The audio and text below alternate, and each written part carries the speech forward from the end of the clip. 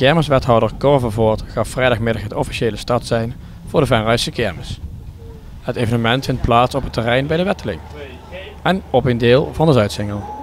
Vanwege de coronabeperkingen was het een aardige klus om de kermispuzzel te leggen. Ja, we weten dat het in het centrum niet te realiseren was, maar we zijn blij dat we dit hebben kunnen neerzetten op het terrein van, bij de sporthal de Wetteling. Dus gewoon een volwaardige kermis waar iedereen zijn draai kan vinden wat het ons betreft. Dus wij zijn er heel erg blij mee. Nou ja, met alle spelregels is het een behoorlijke puzzel om het te krijgen. Hè. En het is gewoon nieuw. Hè. We waren vertrouwd met de kermis in het centrum. Ja, hier moet je alles weer opnieuw bedenken en dat heeft best wel wat inzet gekost en wat energie gekost. We wisten hier al een tijdje tot het wel doorgaat. Maar ja, de corona kan nog steeds goed in het eten gooien. Je ziet het verandert nog wel eens, hè, de regels.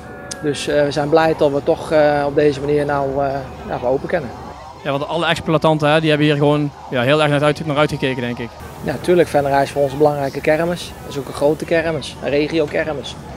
En verleden jaar hadden we dan een kinderkermis, maar dat is niet te vergelijken met wat hier nou staat natuurlijk. Dit is net zoals vroeger, alleen op een andere locatie, waar de toeschouwers iets meer gecontroleerd kunnen worden op drukte en alles, waar we iets meer kunnen reguleren.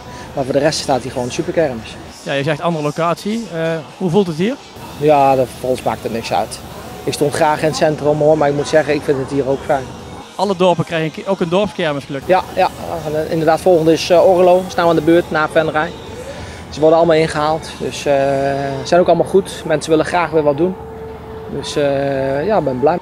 Ja, hoe wordt er gereageerd op die kermis in de dorpen door de mensen? Ze zijn blij dat er weer überhaupt iets te doen is. Ja, zeker. Mensen hebben er echt naar uitgekeken. En ook voor gespaard gewoon. En vakantie gaan is ook nog een beetje moeilijk voor sommigen. Anderen hebben er wel minder problemen mee. Maar er zijn ook mensen die zeggen, ja, ik vind het toch wel eng allemaal. En ik blijf gewoon thuis en doe het in het eigen dorp.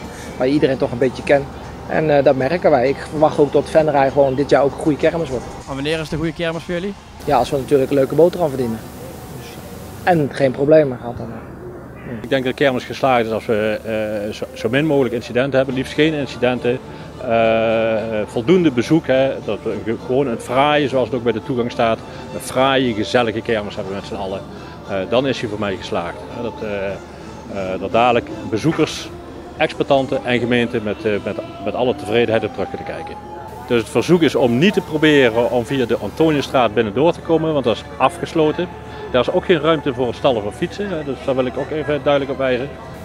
Dat wordt gemeten en op de site van Venray Bloeit kun je zien hoe druk dat het is. En er wordt ook aangegeven als het druk is dat het beter is om weg te blijven of op een later tijdstip te komen.